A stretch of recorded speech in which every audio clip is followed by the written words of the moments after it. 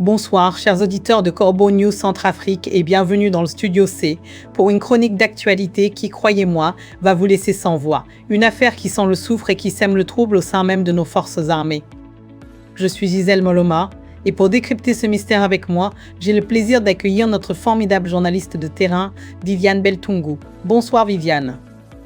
Bonsoir Gisèle. Et quelle histoire, effectivement, une situation des plus sombres qui jette une ombre inquiétante sur la sécurité de nos militaires. C'est une enquête qui nous interpelle tous. Absolument Viviane. Le titre de notre chronique aujourd'hui est éloquent. Centrafrique, qui a tué ce sous-officier de l'armée nationale à l'entrée de Bouar, Wagner ou Faka. Dites-nous, quelles sont les premières informations que nous avons sur cette affaire? Gisèle, la rédaction de Corbeau News Centrafrique nous informe qu'un sergent des forces armées centrafricaines, issu de la promotion 2011, a perdu la vie ce jeudi 20 août 2026. L'incident a eu lieu à environ 7 km de Bouar, dans la préfecture de la Nana-Mambéré. Plusieurs jours après les faits, l'identité de celui ou ceux qui ont fait feu sur son véhicule reste inconnue. Inconnue Viviane, c'est tout à fait surprenant pour une zone qui devrait être sous surveillance. Que faisait ce militaire précisément à ce moment-là? Le militaire avait quitté sa base et se dirigeait vers Bouar. Il circulait avec un chauffeur quand leur véhicule a été ciblé par des tirs. Le lieu exact est après la barrière militaire de Wamtigira. Après la barrière de Wamtigira, c'est exactement là que se situe le nœud du problème. Comment des individus armés peuvent-ils opérer après un poste de contrôle militaire? Mais avant d'y revenir, parlons d'un fait que nous avons déjà évoqué et qui, à mon avis, est lié à cette ambiance délétère, quand le dictateur Faustin ne sait même plus quoi dire aux Centrafricains à part danser, le constat d'Anis et Georges Dologuélé. C'est une sacrée ambiance. Et n'est-ce pas pour nos soldats sur le terrain? C'est exactement ça, Gisèle. Ce climat général de confusion et d'impuissance politique ne contribue certainement pas à rassurer les troupes. Mais revenons à l'affaire du sergent. Alertés par les détonations, les militaires présents à la barrière ont vite convergé sur les lieux. Ils ont trouvé leur collègue très grièvement atteint.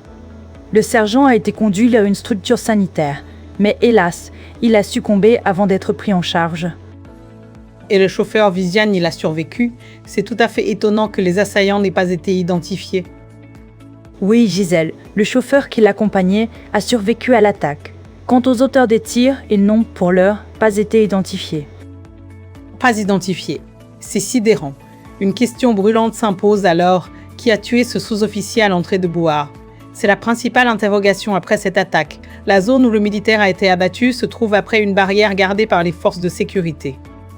Des éléments des FACA, de la gendarmerie et de la police y assurent le contrôle des mouvements. Alors dites-moi Viviane, comment est-ce possible? Comment des hommes armés ont-ils pu atteindre ce secteur, ouvrir le feu sur un véhicule militaire et repartir sans être identifiés? C'est la grande énigme, Gisèle. Qui sont-ils? D'où venaient-ils? Comment ont-ils pu accéder à cette zone après le dispositif de contrôle de Wamtigira? Est-ce que ce sont de simples bandits, des éléments russes du groupe Wagner? Ou bien d'autres individus appartenant à l'armée nationale? Pour l'heure, aucune de ces pistes n'est confirmée. C'est un véritable casse-tête, Viviane. L'absence d'informations précises sur les auteurs ne fait qu'alimenter les interrogations. La zone de Bouar est pourtant censée bénéficier d'une présence importante des forces de sécurité. Des militaires centrafricains y sont déployés. Et on signale aussi la présence de mercenaires russes et de leurs supplétifs dans différents secteurs. Alors, une autre question s'ajoute. Comment un sous-officier des FACA peut-il être pris pour cible à quelques kilomètres d'une ville où plusieurs forces sont présentes? Pourquoi aucune arrestation n'a-t-elle été signalée après les tirs? Les auteurs connaissaient-ils les mouvements du militaire? C'est l'impression que ça donne, non? C'est une hypothèse très probable, Gisèle, et ce n'est malheureusement pas un cas isolé. Le décès de ce sergent intervient alors qu'un autre militaire, lui aussi issu de la même promotion 2011, avait été tué récemment dans le secteur d'Imouru, dans une affaire impliquant également un géologue suisse. La promotion 2011 encore, c'est une coïncidence qui n'en est peut-être pas une. C'est tout à fait frappant. Exactement. Cette nouvelle disparition touche particulièrement les membres de la promotion 2011. Selon nos informations, ces anciens camarades sont à la fois profondément attristés et en colère après la mort de leurs collègues. Colère, Viviane, je les comprends. La succession de ces décès interroge pourquoi des militaires de cette promotion sont-ils à nouveau pris pour cible dans des circonstances si violentes et qui assurent réellement leur sécurité sur les axes qu'ils empruntent? C'est une question capitale. Le corps du sergent avait été récupéré par ses camarades après l'attaque et transporté à Bouar. Il devait ensuite être acheminé vers Bangui pour les obsèques. Mais pour l'heure, aucune information officielle ne permet d'identifier les auteurs de l'attaque.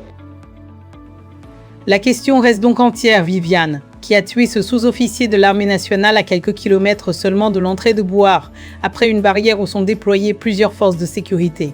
Un grand merci Viviane Beltungu pour ces éclaircissements glaçants.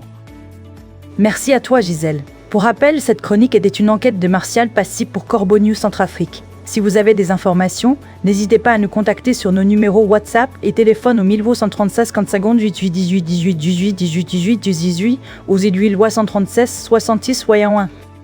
Prenez soin de vous. C'était Corbeau News Centrafrique. Restez connectés pour plus d'informations. Très bonne soirée à tous.